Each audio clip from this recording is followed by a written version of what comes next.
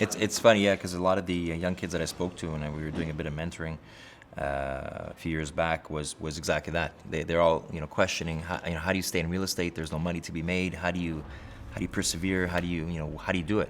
Prior to selling the family business, I had taken real estate classes because I always had a passion for real estate.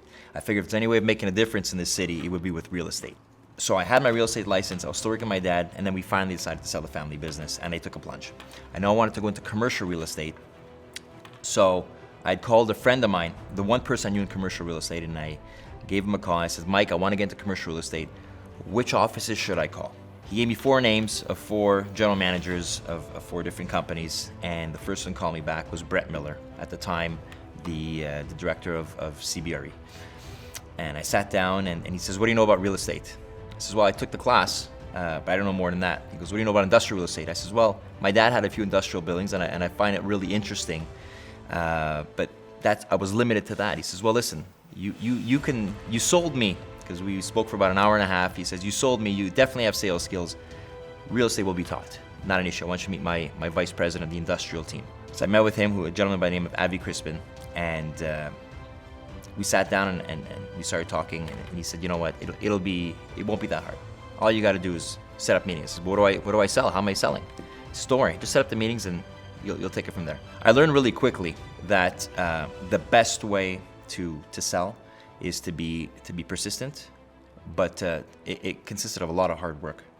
I remember walking into the office every morning at 7 in the morning, and I would literally pull up maps and just look at every industrial building I can find in the East End. Not even knowing where the East End was.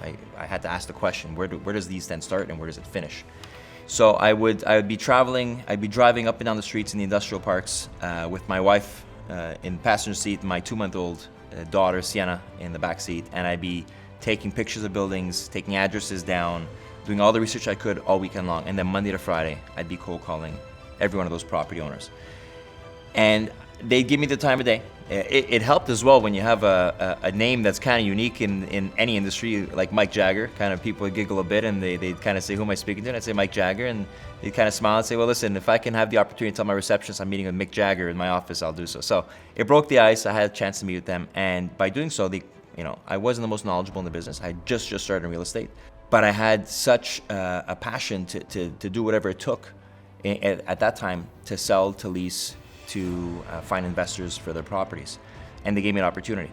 So there was no real secret to being successful in real estate when I got started. It was just a lot of hard work.